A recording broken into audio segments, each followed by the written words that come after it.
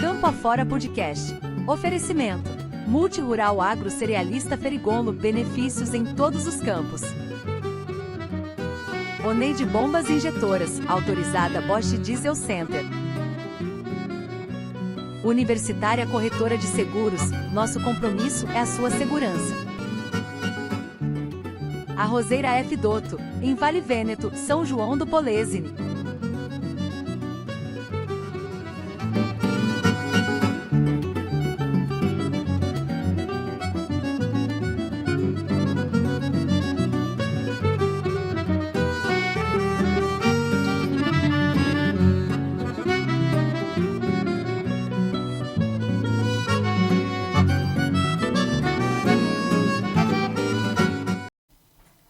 Olá, eu sou o Rafael Urbaneto Pérez e esse é o podcast Campo Afora.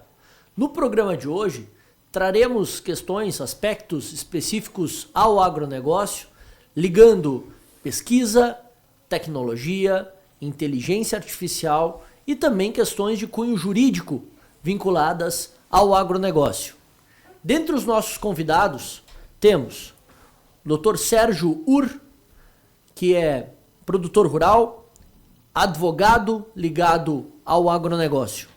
Também Renan Bucchi Pardinho, cofundador e diretor comercial da Zait. E também temos o professor doutor Edilson Máximo, coordenador do curso de agronomia da Faculdade Sobresp. Bom dia, como estão? Tudo bem? Bom dia. Tudo bem. Gente, dando início nesse nosso programa, que é um programa que trata de algumas temáticas importantes, já que nós falávamos antes do início do programa sobre a questão da pesquisa, né? E eu acho que é necessário que a gente pense a pesquisa sempre pelo viés do problema a ser solucionado. Renan, fala um pouco para nós sobre a Zait e o que representa a Zait, como é que foi criada a Zait, o que vocês trabalham dentro da empresa. Perfeito. Bom, pessoal, bom dia a todos aí que estão nos ouvindo.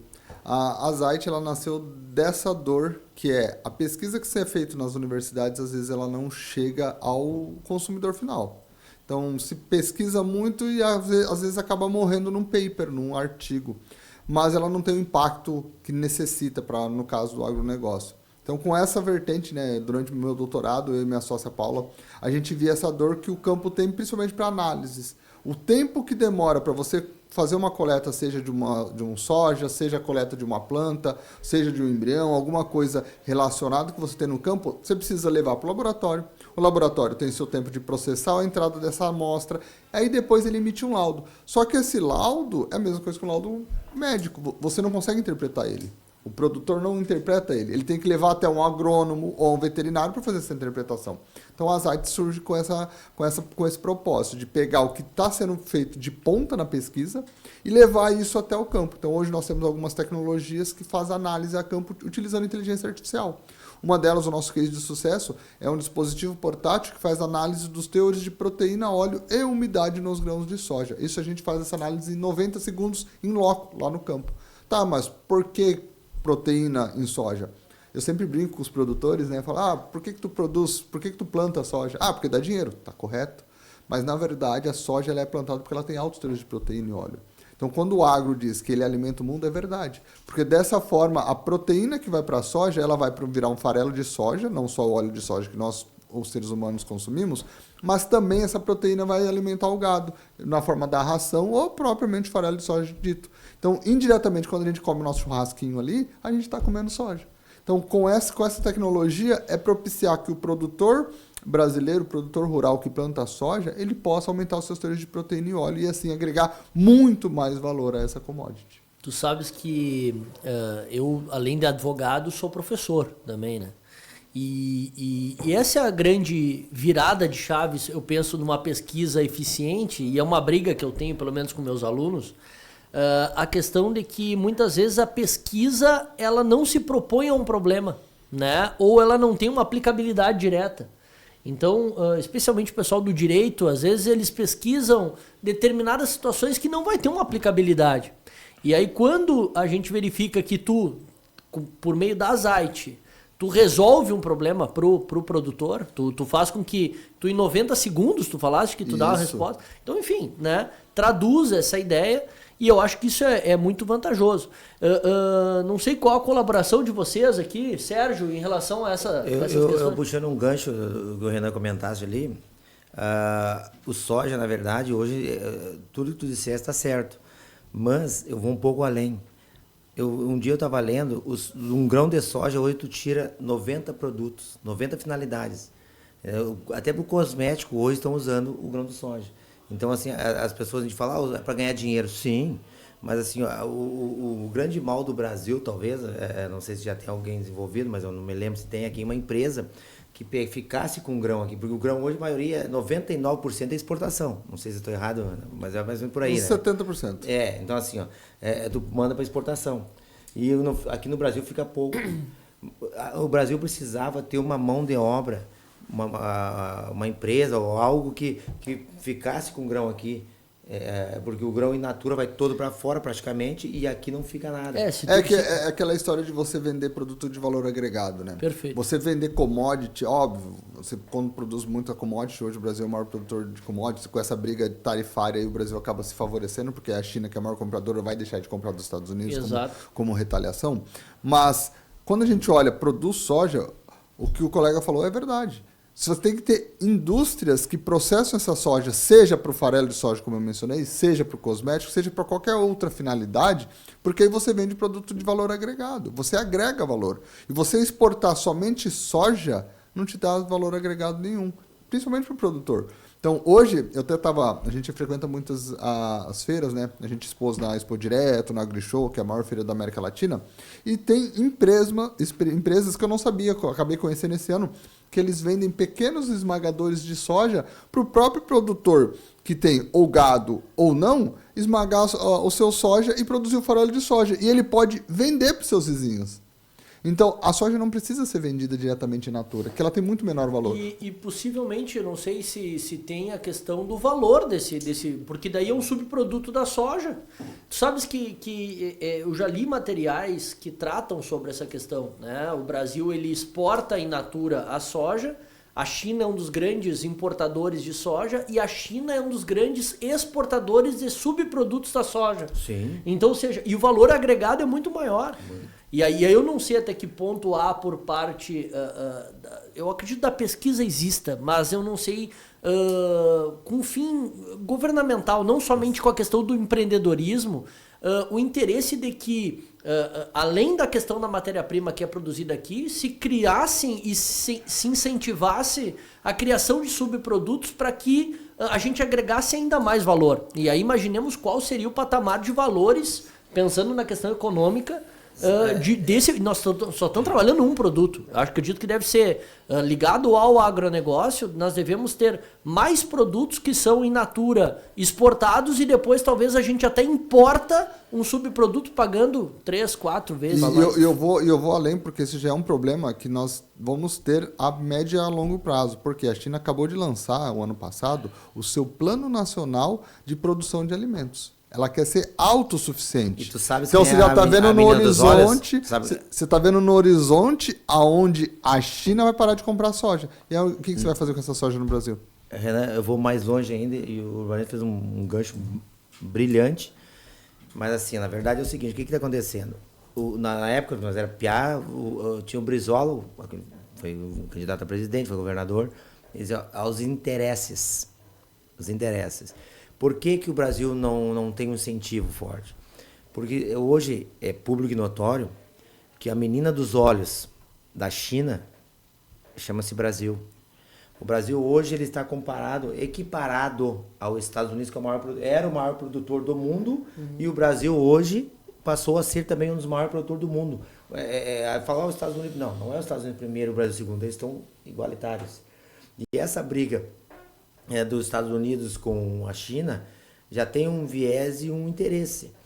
A intenção hoje do Xi Jinping, lá que é o presidente da China, é encampar onde que eles querem fazer essa produção, me cita o país aí que está a olhos nu para nós, qual país que hoje tu tem tudo que é tipo de produção, um clima maravilhoso em que pese essas intempéries do clima seca, mas tudo bem. O Brasil é muito grande. É o Brasil. O Brasil é menino dos olhos da China. Por que a China está batendo de frente com os Estados Unidos hoje e não bateu antes?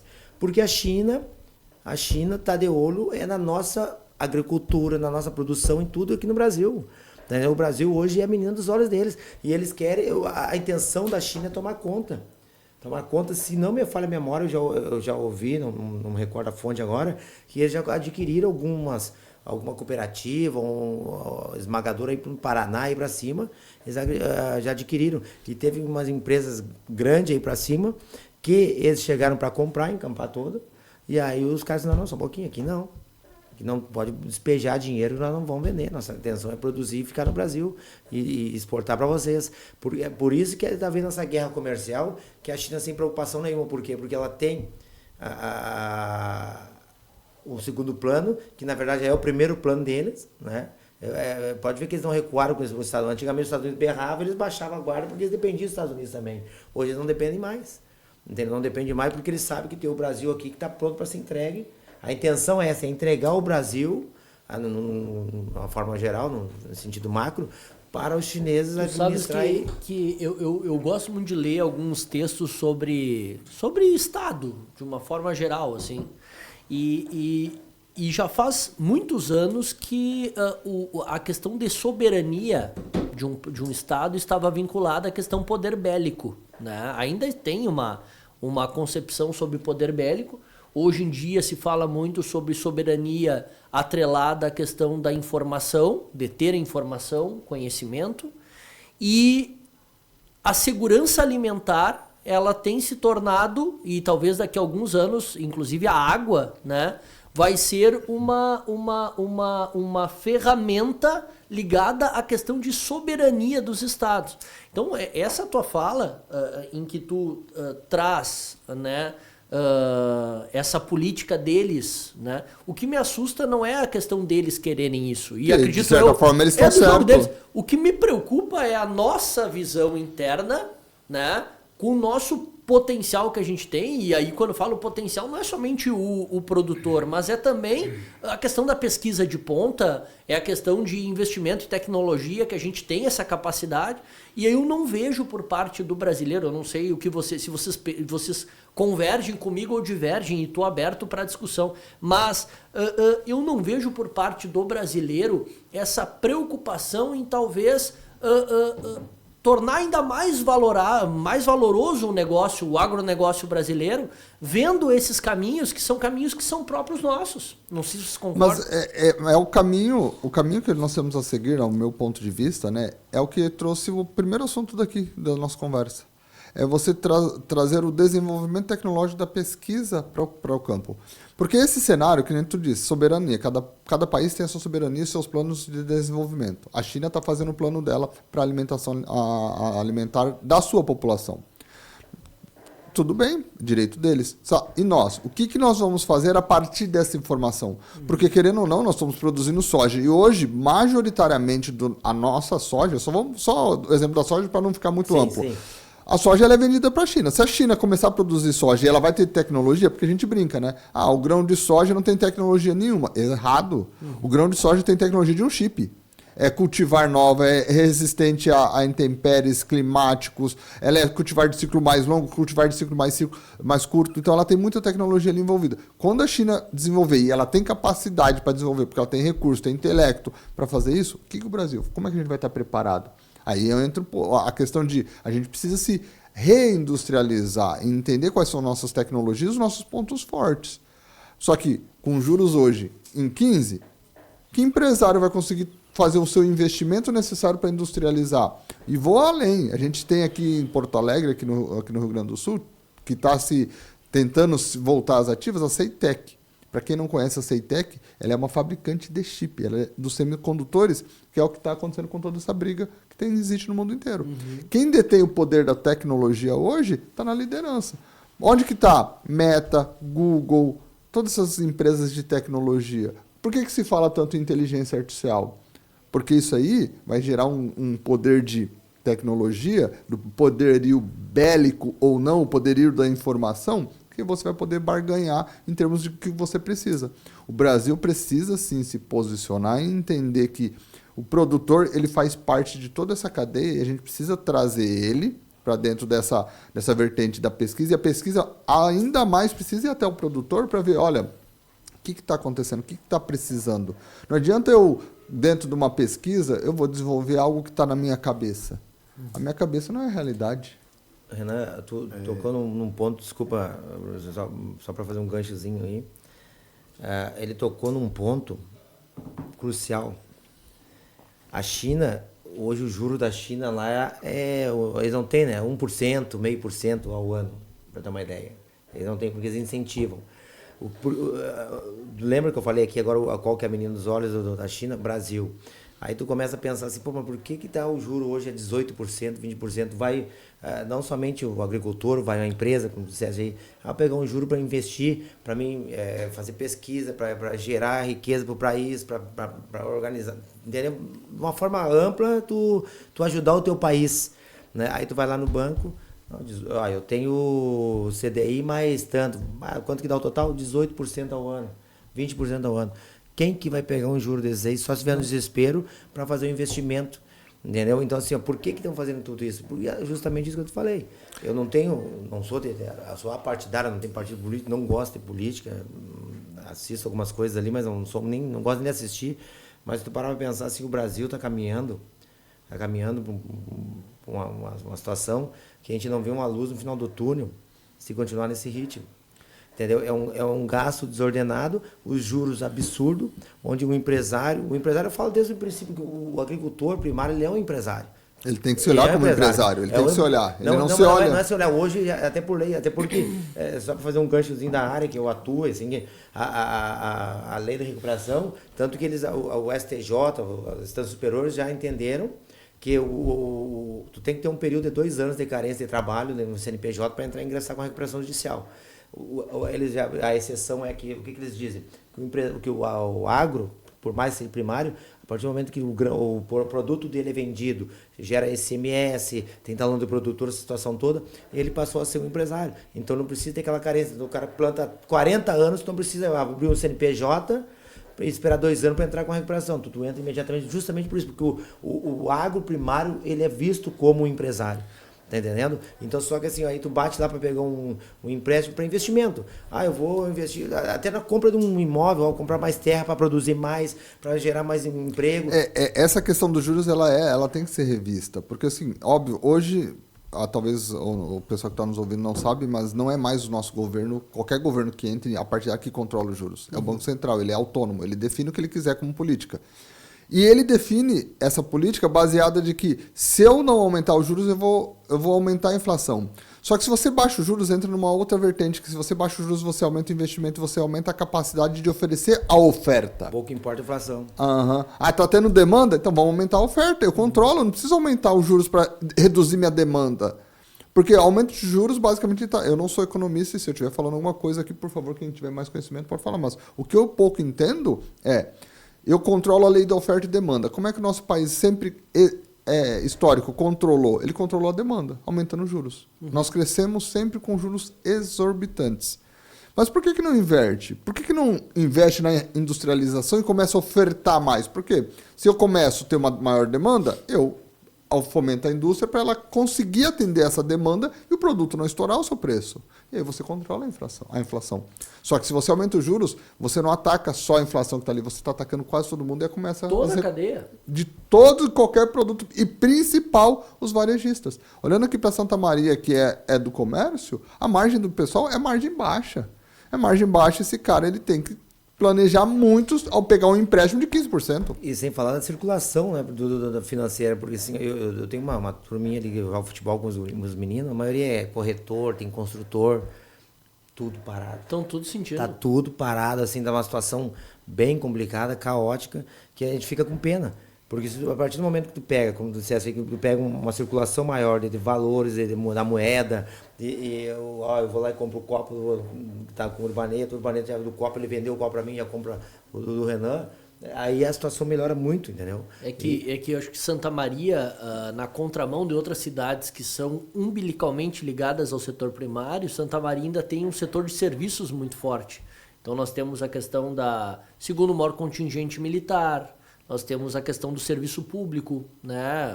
A Universidade Federal de Santa Maria, questão das universidades, é um polo educacional, tem também a questão de um polo regional ligado à questão de saúde. Então, enfim, eu acho que isso maqueia um pouco a crise. Mas para quem tem o contato direto, né, com pessoas, a gente sabe o quanto o agronegócio ele movimenta a economia. E aí eu fico pensando, se não forem tomadas medidas por parte do governo nas questões ligadas ao crédito para que possa dar um fôlego para o setor primário, especialmente ao agronegócio, o que vai sobrar dessas cidades que são diretamente... Porque tem cidades que são diretamente ligadas à lavoura.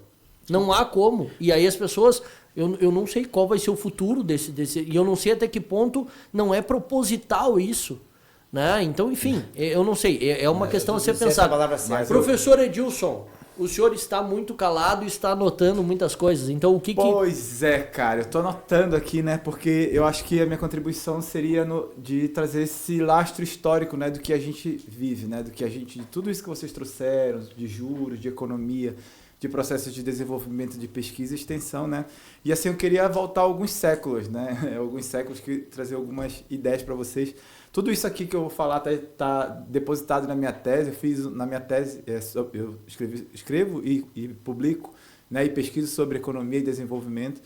E ainda, né? Trazendo aqui de uma forma mais simplificada, ainda no início do século XVIII, né? Um cara chamado David Ricardo, ele escreveu sobre a lei das vantagens comparativas, né? Ele é um grande economista, né? Escreveu muita coisa legal e dentro dessas leis da vantagem comparativa ele diz assim, ó, cada um dos países vai produzir aquilo que ele é bom, né? Tu é bom para fazer isso, então tu vai produzir isso, né? E ele traz na tese que ele apresenta a lei das vantagens comparativas, ele diz assim mesmo. A Inglaterra é boa para produzir o quê? Tecido, não é isso? E Portugal é boa para produzir o quê? Vinho. Então, Inglaterra vai produzir só tecido, Portugal vai produzir só vinho. Eles são competitivos nesse tipo de produção. E depois eles vão trocar esses objetos, né? E esses objetos eles vão trocar com a finalidade de fazer o enriquecimento econômico, desenvolver economicamente e todo mundo vai se adequar. Isso seria o ideal e foi o perfeito, foi pensado a economia dessa forma. A economia atual ela funciona ainda sob a ótica da lei das vantagens comparativas de David Ricardo, ainda uma, para te entender, um século XVIII, né? Início do século XVIII. E a questão do valor agregado de cada uma dos processos e cada um desses elementos que são rebatidos no comércio, por exemplo, a questão da soja, por exemplo, né? Elas estão baseadas nessa lei das vantagens comparativas, né? O que a China tem de boa? A indústria, né? E o que a gente tem de bom? A produção de commodities. E aí é o que acontece, né? Infelizmente. E é isso quando a gente pensar... E as políticas públicas, elas, durante esses séculos, a gente está lá falando de século XVIII, né? E o que elas avançaram dentro do desenvolvimento, né?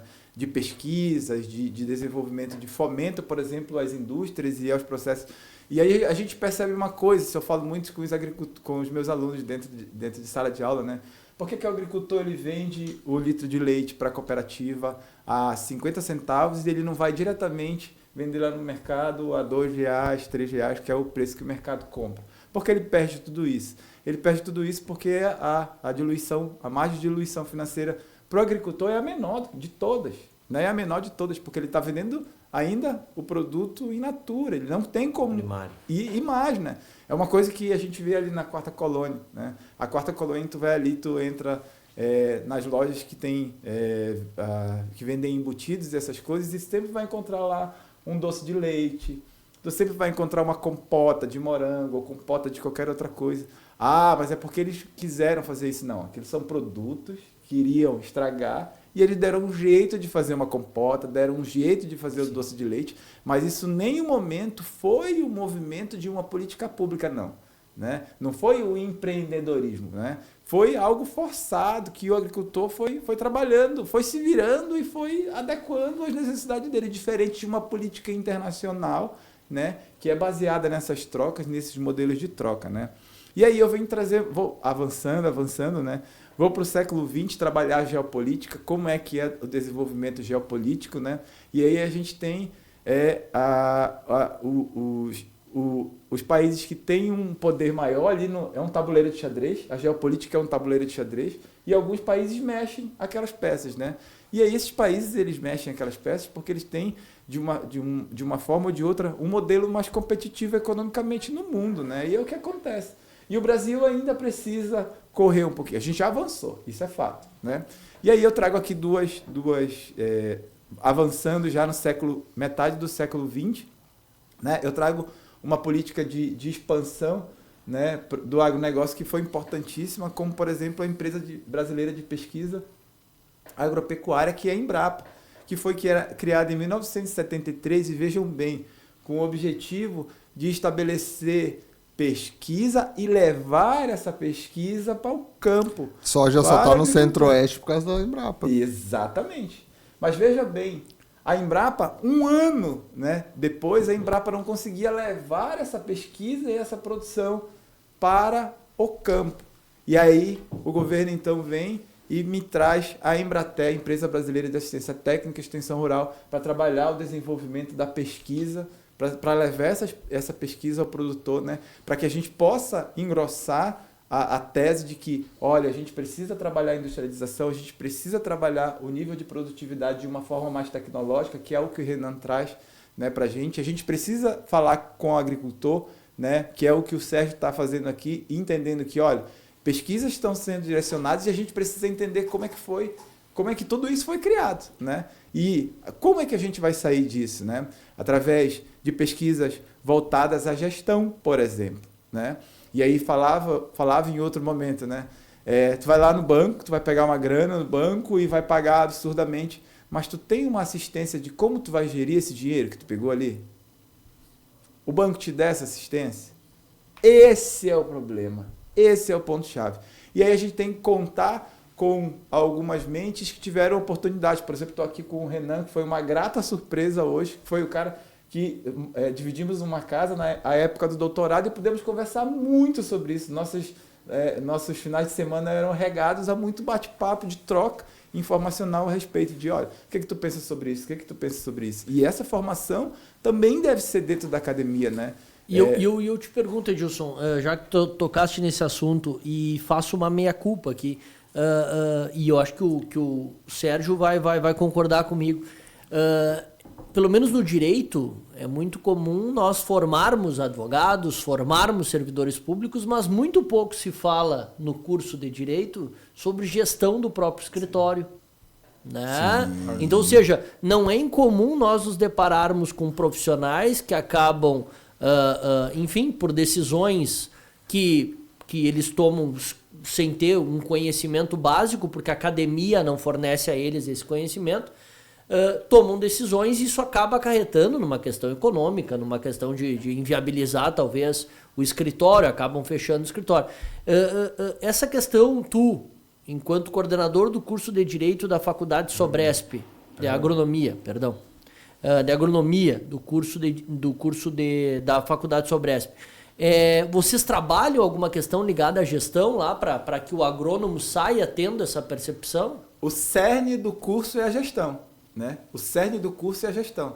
Porque muito se trabalha a perspectiva de levar, por exemplo, o Rafael Pérez, que a gente tem pouca possibilidade de trabalhar no direito, que é a sucessão familiar, por exemplo.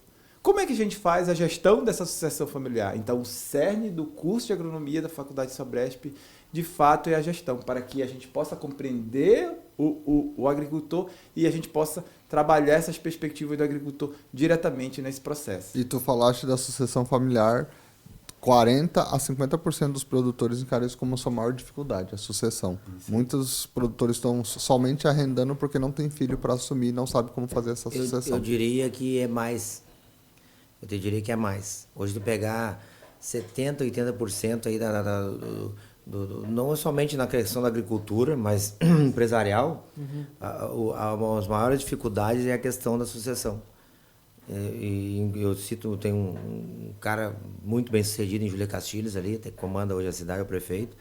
Ele disse assim, há uns 2 anos atrás, uma empresa que eu dou consultoria ali em Julho, nós encontramos ali e tal, batendo papo, e ele disse assim para mim, Serginho, eu fazem 3 anos, isso há 2 anos atrás, então hoje faz 5, que eu não troco meu maquinário. Eu disse, mas por que, Bernardo? Eu não tenho sucessão, tenho 2 filhas mulheres, não sei se elas vão querer seguir tocando o ramo, e ele planta muito bem ali.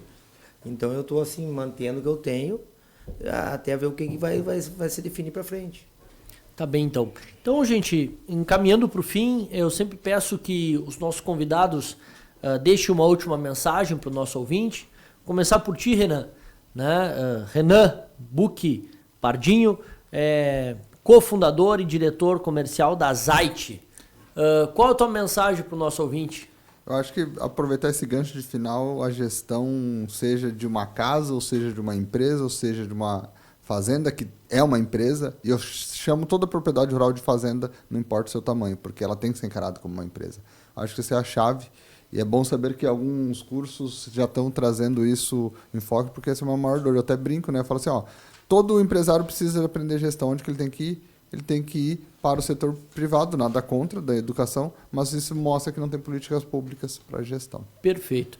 Edilson Máximo, professor, doutor Edilson Máximo, coordenador do curso de agronomia da Faculdade Sobresp, qual é a sua mensagem, professor? Cara, obrigado, Rafael, mais uma vez. Obrigado, Renan. Como eu te falei, é uma grata surpresa. Muito obrigado te ver bem aí, né? Te acompanho nas redes sociais ali e ver que a gente tem amigos que despontam. O Sérgio, que é meu novo amigo, né, Amém, cara? A gente amém. conversou ainda agora muito sobre isso.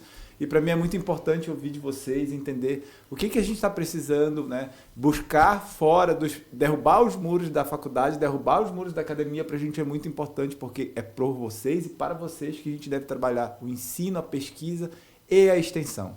Perfeito, muito obrigado. E para finalizar, Sérgio Ur, advogado e também produtor rural, qual a tua mensagem, Sérgio, para o nosso ouvinte? A minha mensagem se resume ao que tu disseste, questão de gestão, não é? Nos escritórios também, que os colegas têm que procurar, porque a gente sabe advogar e cuidar do problema dos outros, às vezes não cuidamos dos nossos, né? E somando ao Renan e o Edilson aí, que foram brilhantes, uma honra enorme estar aqui com eles, aprendendo cada vez mais, né, com vocês. O Renan deu uma aula, e eu que gosto do ramo do agro e atuo no agro ali também, não tanto como advogado como proprietário de imóvel. Nos ensinou muito, Renan. Foi um ensinamento que com certeza eu queria trocar mais ideias contigo. Com certeza. Né? O Edilson nem se fala, o cara foi brilhante aí na questão de gestacional e da administração e economia. Então, assim, é uma honra enorme estar aqui com vocês e que o pessoal atente para isso tudo, né? Porque, na verdade, hoje aqui foi uma salada de fruta para o bem de todos que estão nos ouvindo, para a questão, assim, se tu parar a pensar hoje, tu não sabe tudo. Tu precisa de um advogado para ver a parte jurídica, tu precisa de um cara que cuida da parte tecnológica, outro que cuida da parte administrativa e economia de uma empresa. E nós somos uma empresa, né? Nós, advogados, somos uma empresa também, como tu disseste, Leandro. Então, a gente está sempre aberto a conhecimentos. Eu agradeço imensamente estar aqui com vocês novamente, o meu amigo, colega aí, o Urbaneta, sabe que a gente tem um carinho enorme por ele aí. Então, obrigado por tudo aí. Tá bem. Então, encerramos mais um programa Campo Afora. Retornaremos num próximo programa com questões sensíveis ao setor primário, especialmente ao agronegócio. Campo Afora Podcast. Oferecimento. Multirural Agro Cerealista Ferigonlo, benefícios em todos os campos. Oneide Bombas Injetoras, autorizada Bosch Diesel Center. Universitária Corretora de Seguros, nosso compromisso é a sua segurança. Arrozeira F. Dotto, em Vale Vêneto, São João do Polesine.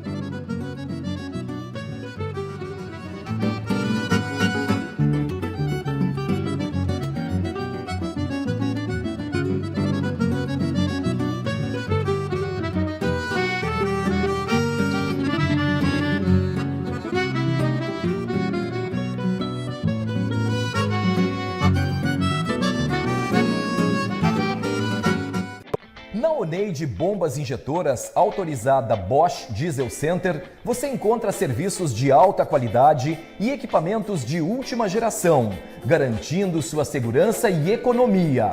Sabemos que um diagnóstico preciso dos modernos sistemas de injeção a diesel é fundamental para rodar com rapidez, confiança e tranquilidade. Em nossa oficina, você conta com um atendimento completo, desde o rastreamento eletrônico até os reparos mais detalhados. Comprove nossos serviços especializados em sistemas Common Rail, sistemas UIS-UPS, bombas injetoras, bicos injetores, bombas de alimentação e alta pressão, kit para turbos, turbinas, teste de opacidade e intercooler, troca de filtros, limpeza e descontaminação de tanque, limpeza por ultrassom. Nossa tecnologia Bosch garante diagnósticos e reparos rápidos e precisos.